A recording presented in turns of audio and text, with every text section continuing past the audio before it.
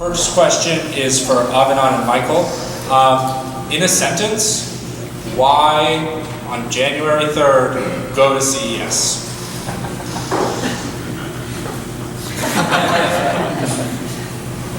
Because you can meet in one place all the people that you want to meet in person. So I met a client from China, I met another one from LA.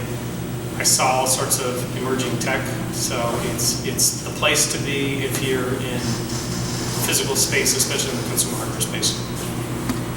So you have that holiday hangover, right? You're like, didn't do much work in December, not enough, probably gained 5-6 pounds. It is like so inspirational to go and see so many people working on awesome tech.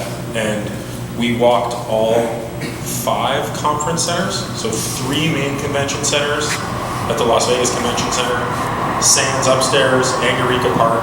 Your feet will kill and your head will be spinning, but it's an awesome feeling and will keep you inspired for the next 11 months, hopefully. Awesome. To our startups, what did you want to get out of CES when you went? Why go, and were you successful? Sure. So I think I have one point for what we got from the last CES, which completely changed our business model. Last year when we went to CES, we were building our own IP cameras, and we realized that they're a commodity. And when we came out of CES, we actually bought 30 cameras, and we actually selected one of those OEM cameras that we are using today and shipping to end users. So that was last CES. And this CES, we mainly wanted to meet retailers, distributors, and our Eureka Park booth was mainly focused on meeting every single stakeholder who could be involved in our product. For us, so this was my 14th CES. So I was one of those people who raised my hand about working in hardware 10 years ago. This is my first time not having a booth or a demo that I had to babysit. I was just there walking the floor and having meetings. So for us, it was about making those connections. I was able to meet with all the key partners that we needed to in a really efficient way, and also just get an overview from the big companies about trends. What's the year looking like, and what's the state of the industry? Yeah. Awesome. This is for the whole group. For companies looking to go in 2018, what's a piece of advice you would give? Book your hotel room now. Like, legitimately, it's crazy. And like, even we reserved like 6 months in advance, and they like kicked us out to another hotel, and like I ended up staying in like a Russian, I don't even know how to describe it. It was like a Russian princess had designed her most amazing all black leather and gold room. And I still slept fine, but like, it was pretty weird. No, so it's go with expectations set appropriately, right? Don't think you're going to show up to CES for the first time and walk out with a nationwide Target, Best Buy, and Walmart distribution deal, and that all the VCs are just going to be throwing money at you because of your awesome booth.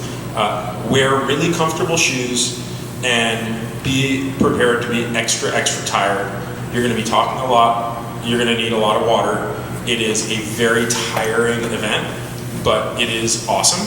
And also, I think it's about knowing what we've had.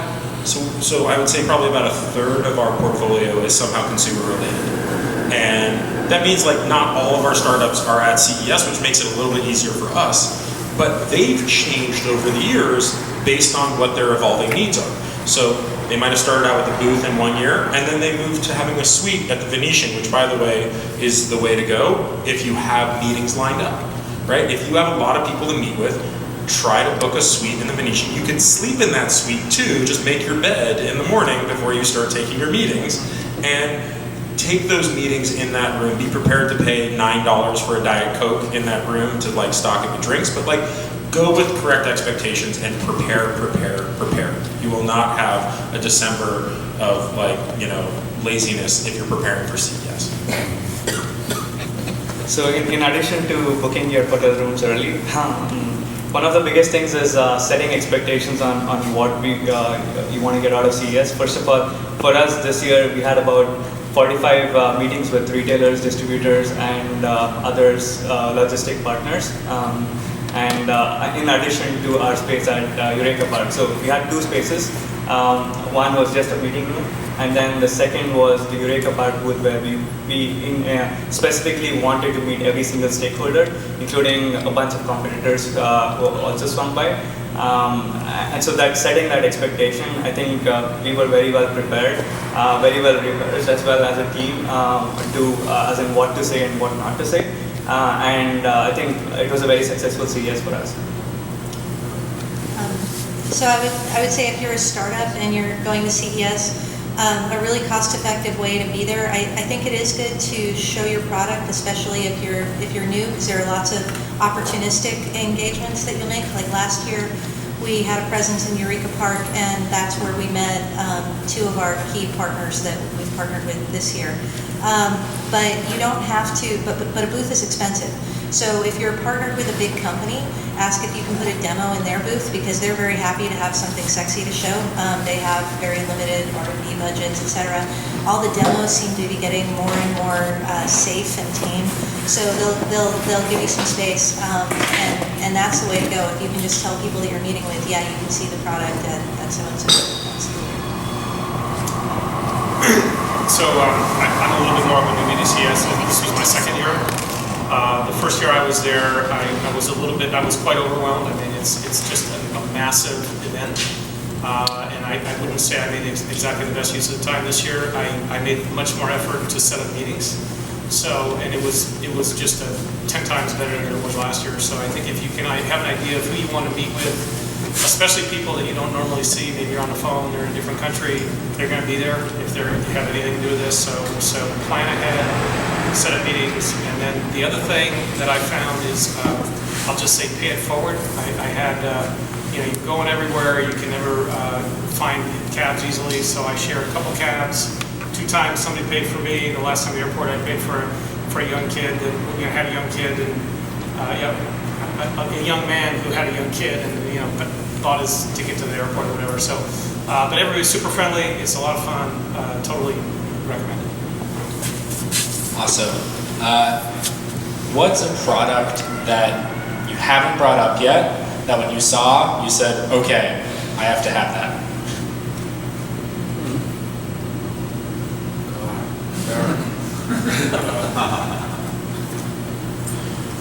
Honda had a motorcycle that doesn't fall over.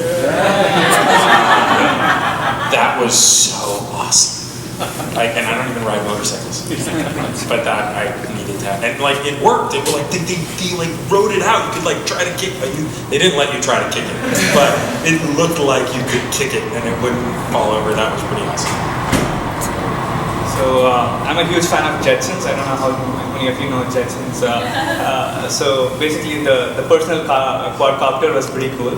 But having said that, that's probably far from reality. In reality, there were 3D printed earphones which were custom made to fit your ear. That's probably something that I would love to have. I was just racking my brain. I don't think I saw anything. This was kind of a funny year. I didn't see anything that I had to have, but there was one product that totally blew my mind, and that was, of all places, in the Whirlpool booth, like Whirlpool appliances. They have this W Labs thing, and that was one of the reasons it blew my mind, is that they're pushing so hard on innovation. And this thing is called Zera, and it's a in-home composter. So it's this thing I don't know, the size of a kitchen trash can, and you put your kitchen scraps into it, and in 24 hours it turns it into usable compost. And so I don't know how many of you are gardeners, but this is amazing. This is a multi-month, dirty, stinky process. So that blew my mind. It uses a lot of power. I don't know if it's there yet, but as you might imagine, but I thought that was really cool. I generally am not a gadget guy, but I think the product that I thought was most interesting was the universal translator, where you put headsets on, and I think it was 27 different languages you could translate on the fly, real time. Kind of on that note, this could be a product, a booth, gimmick? What's just like the weirdest shit you saw? That's a good question. Let's start at that end, because I want to think, there's some crazy shit I saw. I was kind of blown away by the concept cars. It wasn't crazy, but it's just like, wow, the way AI is connecting with batteries, connecting with self-driving, just seeing that how fast it's moving was kind of moving around. I think the craziest thing I saw, the thing that made me stop, I felt like I had reached the end of consumer electronics when I saw this booth. I can't even remember the brand, but they were making TVs, and they were LCD TVs, so flat panels, but they were put into consoles that looked like the old consoles from the 50s. And the console part of it was a storage cabinet. And I was like, that's it, they're officially out of ideas. It's wrapped all the way around. So for me, although I love drones, there was this particular drone that I wanted to try out, hover drone, which basically it's a drone that follows you. It basically is a face recognition thing. You literally have to stay in front of the drone. Earlier we saw somebody present something that was to track a cow for a computer. I mean, that would be another example. They might build the hardware, and yet they wanted to use a standard set of APIs to translate that into some kind of meaningful result. Position of the cow and all that. So there's an example. A lot of things are needing this type of technology. Yeah, so Bird Dog, right? Yeah. You're right there. And I believe we're in touch, right? I think someone just forwarded me your, yeah. So, and I'm looking forward to, I'm actually really excited about it, because this is like one of those industries where you're like, who is going to farmers right now and telling them, hey, machine learning is going to change the way you do business? Not Bird Dog is, right? Like, but not enough. Zebra technologies. Right. There's a handful, right? There are a couple players who are doing it versus like autonomous cars. BlackBerry's building one, right? Like that's what we're talking about here. So I would actually just. Do you want to explain how? I'll just say something quick so I think it applies in beyond this, right? I'm very intentionally. This technology is still immature, so although it's simple, it's still kind of expensive to develop this, but in 5 to 7 years, you'll be able to, I'll go to CES and I'll come home with 30-year temperature tags and pick one of those, right? So my job now is to make this work, and then work at battery life and work at low cost, right? But my job as CTO is you're going to go up the stack, from solving the data generation problem to solving the gathering problem, which is where the two G's and dog come from, by the way, data generator gatherer. And I added the third G, grok, but I need to work up the stack to grokking machine learning. And in fact, our very first app, the phone app not only grabs the data off the cows, but we've built into the phone app they can take notes about what they see in the cow. So we're prepped for that, right? This is eating the data and they're taking notes about what they saw in the cow. That's the two things we need to run through machine learning. Is there an existing system you would need to integrate with, right? Is there like the Salesforce for cows? There are, and I'll stop there because I'll go off forever. There's several of them, and they are not connected, not smart. They're Windows-based apps. They're Windows-based apps. And if you want to see something funny, just look at the little icon designs, what the cows are doing. But like, they are. I actually want to see that demo. It's actually, I didn't know anything about it. I think you talk to them, and they're like, they actually want this stuff. But you're not from ag. I'm not from ag. Yeah, we've been in ag for a year now, right? I'm from home automation or tech, but like the founders from ag, thank God. But yeah, they're not. They want this data. They want it all to be connected. That's a huge problem we have. Is that milk machine? They want the milk machines to be connected to their base, their scales, to their feed things. They want them to be connected to their base, like. Is anyone else working in an unconventional industry? Where you at? Oh, you're. Remind us. Military makers, a more clearly focused problem solving on military. Should be more mainstream. Not a hardware company, but we make ambulances more efficient by reducing power to a weapon mobile application. Very cool. How did you end up in the ambulance industry? Were you involved in ambulances before you got? No, I was interning at Stanford Hospital, and short story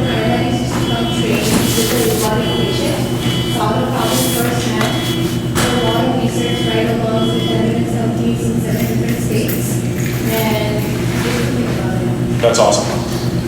That's awesome. If you're ever given the opportunity to like go to a dairy farm that you've never been to like learn about problems, or be at a hospital and learn about problems, I think that's the beauty of what we all work on, is that we're solving physical solutions, and they're generally for physical problems, and the only way to experience those physical problems is to experience those physical problems. And that, I mean, seeing them and getting out into the world. We're not all building like the next accounting software, invoicing, whatever. No offense to anyone who's in fintech, I apologize.